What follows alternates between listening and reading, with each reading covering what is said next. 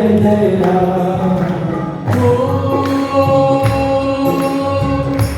जब तेरा ब्याही घर आए,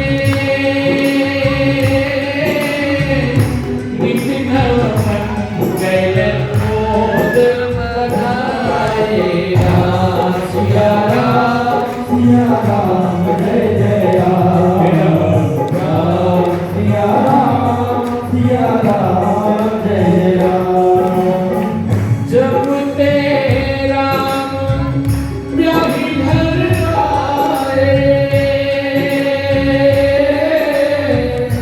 नित नव मंगल मोद बधाए। राम सिया राम, सिया राम जय जय राम। राम सिया राम, सिया राम जय जय राम। जब से भगवान ब्याह करके आए अयोध्या में आनंद बहुत है। किसी ने कहा महाराज क्या पहले आनंद नहीं था? था आनंद, लेकिन पहले के आनंद में अब के आनंद में एक अंतर है। पहले ब्रह्म अकेला था, अब तो परम्बा जगदम्बा शक्ति स्वरूपा माता जानकी का भी आगमन हो गया है, इसलिए आनंद और बढ़ गया है। बोलो किशोरी मैया की जय हो। तुलसी बाबा कहते हैं एक समय की बात, एक समय सब सहित समाजा, राज्यसभा रघुराज विराजा। सिया राम, सिया राम जय जय राम। राम सिया राम, सिया राम जय जय राम। एक समय की बात, महाराज दशरथ सिंहासन पे विराजमान। आज महाराज दशरथ ने सभासदों से मंत्रियों से एक प्रश्न किया। बोले ये बताओ क्या मुझ में कोई कमी है? बोलो जय श्री राम। जोर से बोलो ना, और जोर से। महाराज दशरथ का प्रश्न है क्या मुझ में कोई कमी है? जितने मंत्रीगण थे सभासद थे सब बोले महाराज की जय हो, महाराज की जय हो, आप में कोई कमी नहीं है। महाराज दशरथ ने सोचा क्या ये लोग सच कह रहे हैं, इसका पता लगाना चाहिए। जब आपके मित्र आपके अपने रिश्तेदार नातेदार आपके मुंह पे कहने लगे आप बहुत अच्छे हैं, आप में कोई कमी नहीं है, तब आवश्यकता है इस चीज की आत्मनिरीक्षण करने की, अपने अंदर झांकने की, देखने की कि समाज के लोग जो कह रहे हैं वो सच है या नहीं। क्योंकि समाज का एक नियम है, आपकी बुराई पीठ पीछे खूब करेंगे लेकिन आपकी कमी कभी आपके मुंह पर नहीं बताएंगे। तो आत्मनिरीक्षण करना चाहिए व्यक्ति को कि क्या ये जो समाज कह रहा है सच है। भैया हमारा मन ही दर्पण है ना, इसमें झांक के देखो। तोरा मन दर्पण, तोरा मन दर्पण, भले बुरे सारे कर्मों को देखे और दिखाए।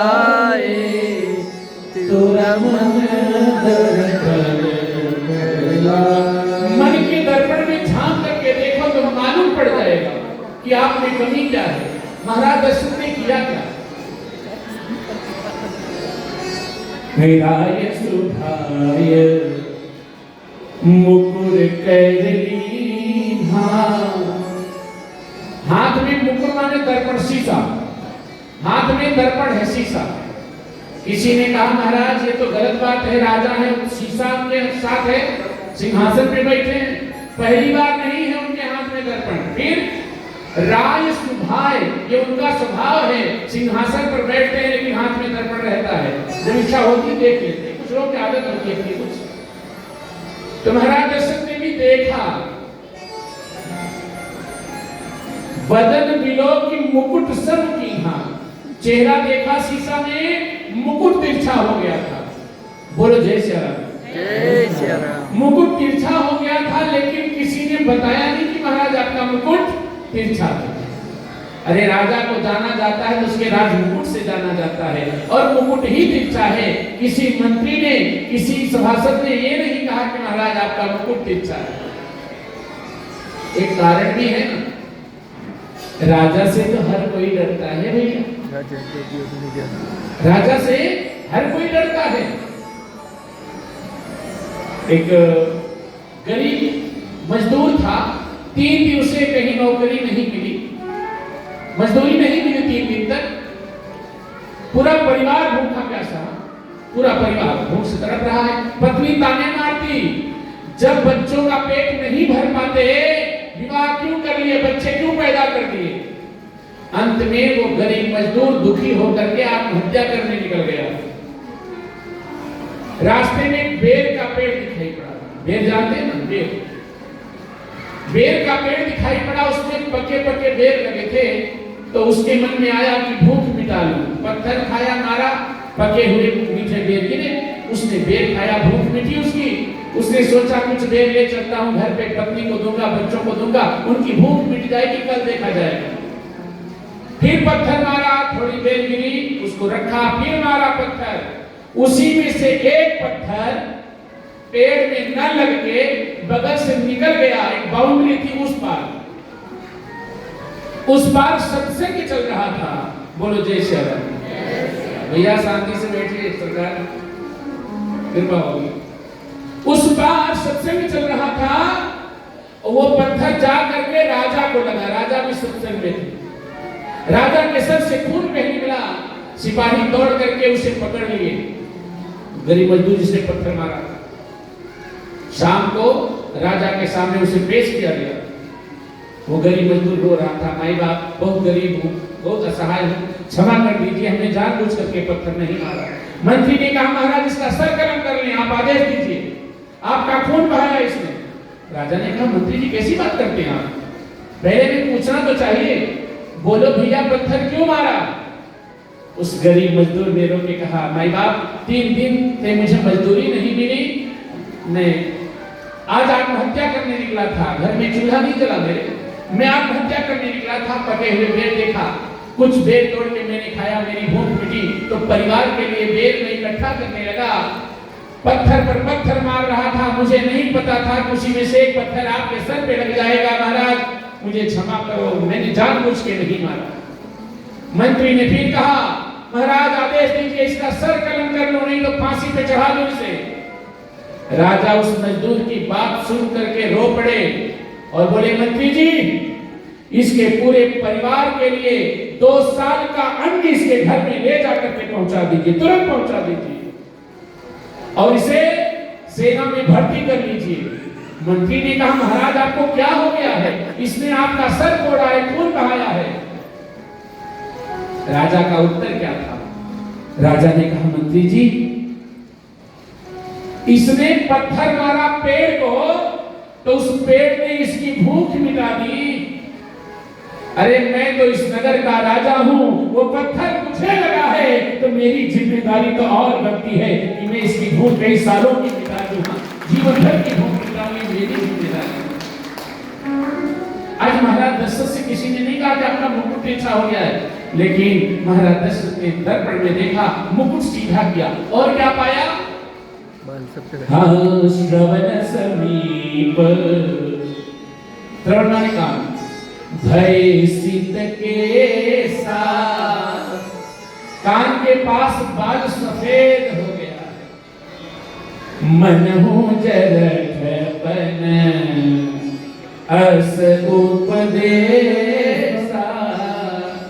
मानो चौथेपन का संकेत है।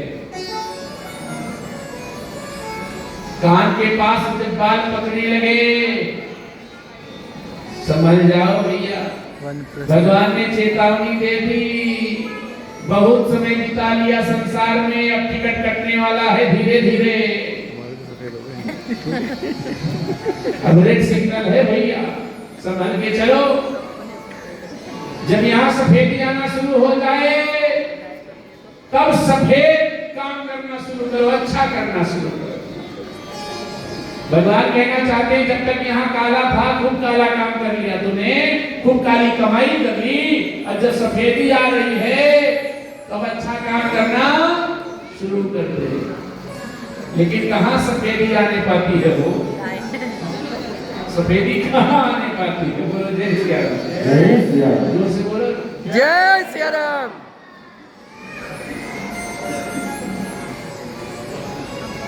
देखो हम बाल काला करके संसार को धोखा दे सकते हैं, लेकिन भगवान को धोखा नहीं दे सकते। भगवान इशारा कर रहे हैं कि तेरा चौथापन आ गया। एक महोदय ने कहा महाराज हम कैसे जाने कि चौथापन आ गया? हमने कहा एक काम करो, आज उम्र व्यक्ति की कितनी रह गई? 50-60 साल। कोई 50 साल का आदमी मर जाए, कोई बताए भैया रे मर गए, कितने साल के थे? 50। अरे अब उम्र हो गई थी। अब यही सब लोग आंकड़ा लगा के बैठे 50-60 साल जीना है भैया, इससे ज्यादा जीना तो 60 साल मान लेते हैं। 60 का 4 कितना होता है? हाँ 15 किलो बता रहे हैं 15।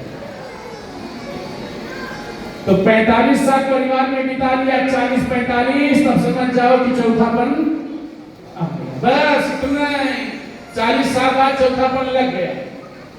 अब भगवान का भजन करो, अच्छा काम करो, लेकिन एक समस्या हो गई। बोले क्या? उसी समय वो दादा बन गए, नाना बन गए, नाती पोता हो गए। तो जब पोता बोलते हैं बेटे को, जो बेटे का बेटा होता है उसे पोता बोलते हैं, और जो बेटी का बेटा होता है उसे नाती बोलते हैं। तो पोते को उठाए हैं गोदी में, पोता बड़े प्यार से गाल छू के कहता है बाबा। जब पोते ने कहा बाबा तो खुश होते हैं, बेटा फिर बोल बाबा। ऐसे ही किसी बुजुर्ग को एक छोटा बच्चा बाबा कह रहा था, तब तक एक महात्मा निकले वहां से, बोले अरे मूर्ख अब तो समझ जा, तेरा पोता तुझे कह रहा है बाबा बन जाओ, भजन करो। अब आपकी अवस्था हो गई है, बाबा बनो, भजन करो। तब तक बेटी का बेटा आ गया और कपड़ा पकड़ के बोला ना ना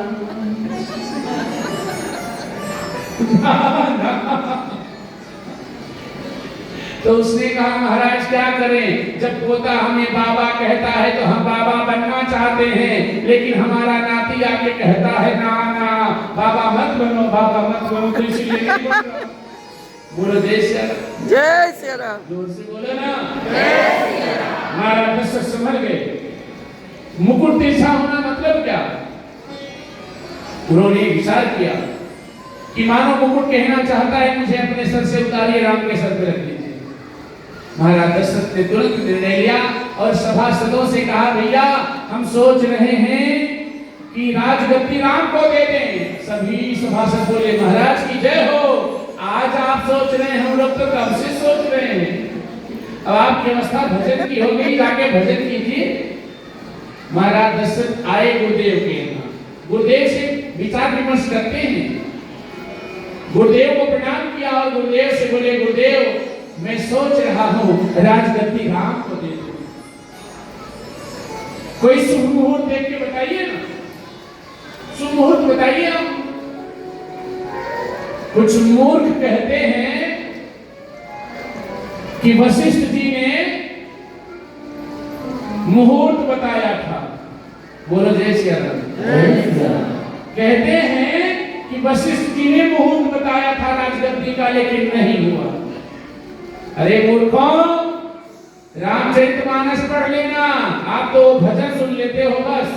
गुरु वशिष्ठ सम पंडित ज्ञानी सोधि में लगन धरी, करम गति तारे नहीं डरी। गलत है, वो किसी ने लिखा होगा, लेकिन सत्य ये है कि जो है वशिष्ठ जी ने कहा ही नहीं था राजगद्दी अभी करो।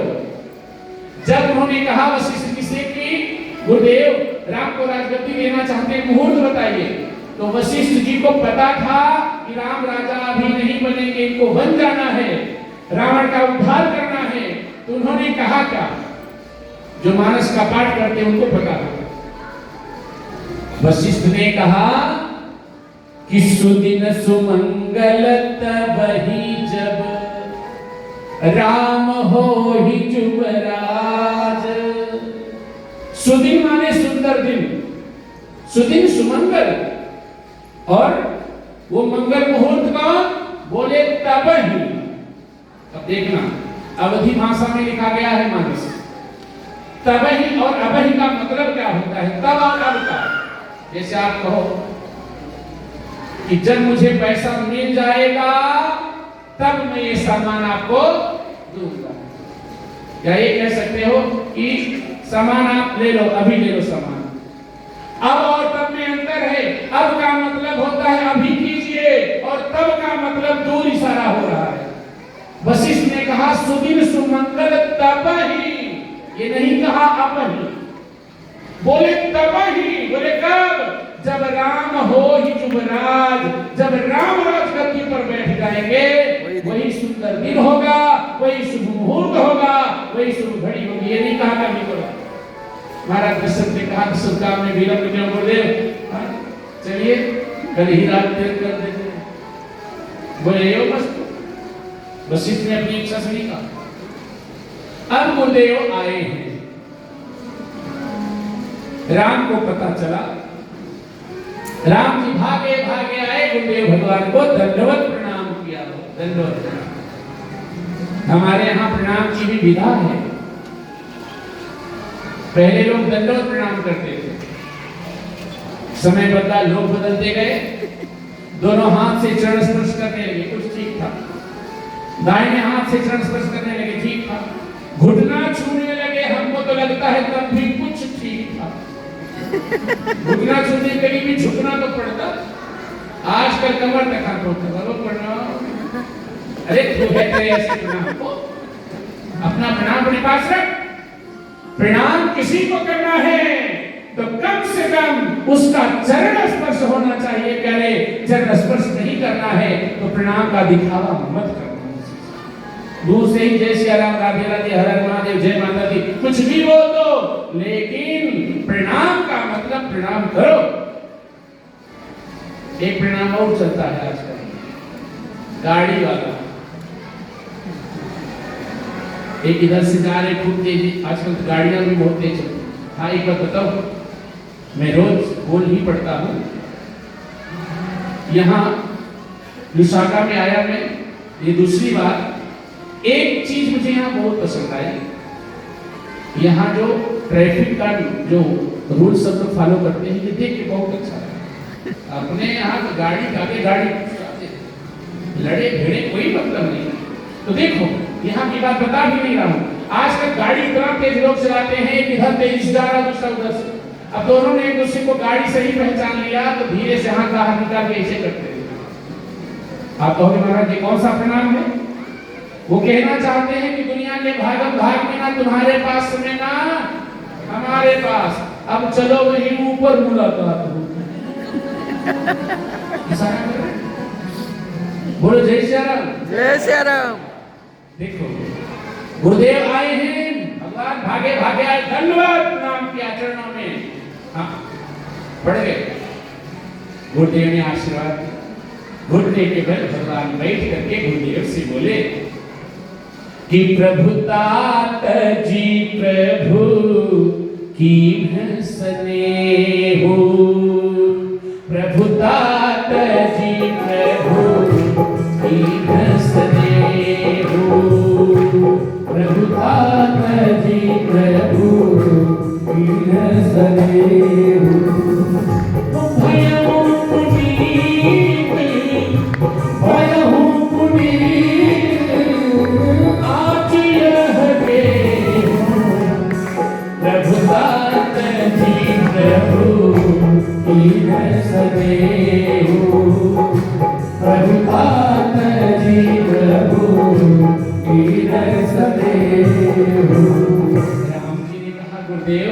आपने प्रभुता का त्याग करके इस दास पर कृपा की है, आज ये घर पवित्र हो गया। बोलो जय श्री राम, जोर से बोलिए ना। जय सिया राम। राम जी गुरु जी से कह रहे हैं कि आज ये मेरा घर पवित्र हो गया। और ध्यान रखना, जिस दिन किसी संत के चरण तेरी झोपड़ी में पड़ जाए तो समझ लेना आज तेरे पिछले जन्मों के पुण्य उदय हुए। जो संत चरण तेरी कुटिया में पड़े, यूं संत किसी के यहाँ जाते नहीं है। जब भगवत कृपा करते हैं तब संत आते हैं। बोली संत भगवान की जय हो। वशिष्ठ ने कहा राम सुनो, आज तुम्हें नियम से रहना होगा, ब्रह्मचर्य का पालन करना होगा, भूमि पर सेव करना होगा, उपवास करना होगा। राम जी ने कहा गुरुदेव हम समझे नहीं। बेटा कल तेरा राज तिलक होगा। राज तिलक गुरु जी, राज तिलक मतलब बेटा कब तो राजा बनेगा, राजगद्दी पर बैठेगा। राम ने कहा नहीं गुरुदेव, मुझे राजगद्दी नहीं चाहिए। गुरु जी मेरे भाइयों को बना दीजिए ना राजा। मेरे भाइयों को। राम का त्याग देखिए, कथा सिर्फ इसलिए नहीं है कि कथा में 3 घंटे बैठे और वापस जा करके आपके अंदर कोई परिवर्तन नहीं आया। राम जी का त्याग देखिए। राम जी कहते हैं गुरुदेव मुझे राजगद्दी नहीं चाहिए, राजगद्दी मेरे भाइयों को दे दीजिए, राजा बनाइए मेरे भाइयों को, मुझे राजा नहीं बनना। गुरुदेव ने कहा बेटा नियम है, जो राजा का बड़ा बेटा होता है वही राजगद्दी का उत्तराधिकारी होता है। गुरु की आज्ञा है, क्या बोलते राम। लेकिन राम जी बहुत दुखी हैं। राम जी ने ब्रह्मदेव को कहा हे ब्रह्मदेव मैं राजा नहीं बनना चाहता, कुछ ना कुछ करो कि मैं राजा ना बनने पाऊं। देवताओं ने बैठक बुलाई। इधर महाराज दशरथ ने सारी नगरी में ढिढोरा पिटवा दिया, कल राम राजा बनेंगे। चारों तरफ जय जय हो रही, नगर सज रहा है, बाजा बज रहा है। अच्छा बताना, आपने मकान खरीदा नहीं और मिठाई पहले ही बंटवा दोगे क्या? प्लाट खरीदा नहीं आपने और मिठाई अगर पड़ोसी क्या भिजवा दिए, ये कह दिए कि मैं परसों रजिस्ट्री करवाऊंगा, ये प्लाट मैं ले रहा हूं, तो सुबह दूसरी मिठाई आपके घर आ जाएगी, पड़ोसी जाके रजिस्ट्री करवा देगा। बोलो जय श्री राम। बाजा तब बजता जब राम राजा बन जाते। पहले बाजा बज गया तो समझो बाजा बज गया। देवताओं ने देखा ये बाजा कहाँ बज रहा है, पता चला अयोध्या में। क्यों बज रहा है? बोले राम राजा बनने जा रहे हैं। देवताओं ने सोचा कि हम भालू बंदर बन करके इस जंगल में फलाहार कर रहे हैं और राम राजा बन करके ये राजसी जीवन बिताएंगे, ये ठीक नहीं है। सरस्वती को भेजा। बोलो जय श्री राम। टाइम क्या हुआ? कितना हुआ?